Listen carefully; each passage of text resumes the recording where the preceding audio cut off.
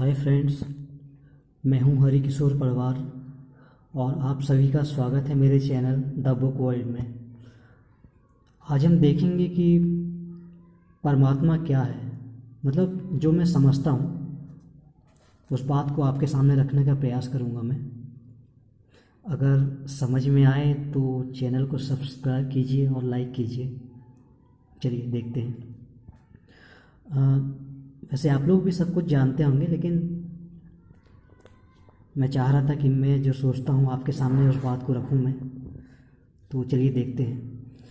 देखिए, सभी लोग हमें बताते हैं, जो जानने वाले हैं, कि परमात्मा सब कुछ है। सब कुछ का मतलब सब कुछ, मतलब सब कुछ। जैसे पृथ्वी भी आता है, सूर्य, चांद, तारे, इंसान, नदियाँ, पहाड़, पत्थर, इंसान, जानवर, सब कुछ। सब कुछ को मिलाकर परमात्मा होता है। और जैसे कि और उदाहरण भी देखते हैं इसमें। जैसे कि सागर है ना। जैसे कि सागर है, सागर की एक एक लहर आत्मा है ना। और उन सभी आत्माओं को जब मिलाएंगे तो वो सागर बनता है। उन सब लहरों को मिलाएंगे तो सागर बनता है। यदि हम सागर को परमात्मा समझें तो सागर का एक एक कण लहर है, तो परमात्मा का एक एक कण आत्मा है। मतलब देखिए, लहरों से मिलकर सागर बना है, उसी तरह हर आत्मा को मिलाकर परमात्मा बना है।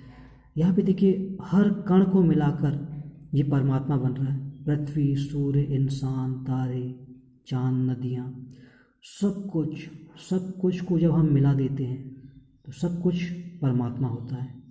कहते हैं ना, परमात्मा ही सब कुछ है, वो सब कुछ परमात्मा है।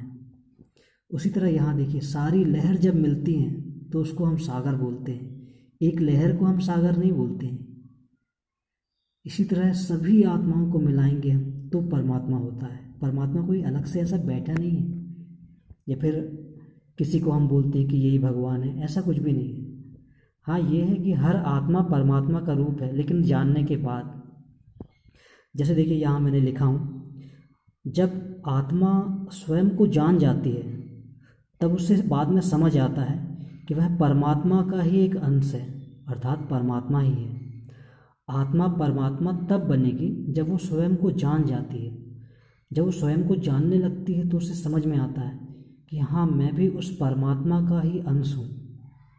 फिर वो सबको एक बराबर दिखने लगता है। वो किसी को ऊंचा नीचा नहीं देखता, ना उसके सामने जात पात रहता है, ना उसके सामने जीवों में भेद रहता है। वो सबको एक बराबर दिखता है कि हम उस परमात्मा के ही अंश हैं। चाहे वो नदियाँ हों, पेड़ हों, उस सब के लिए उसकी नज़र एक सी हो जाती है। उसी तरह देखिए, जैसे मिट्टी का प्रत्येक कण मिट्टी है ना। मिट्टी का हर एक कण पूरा मिट्टी होता है। उसी प्रकार परमात्मा की एक एक आत्मा परमात्मा होगी। आ रहा है समझ में?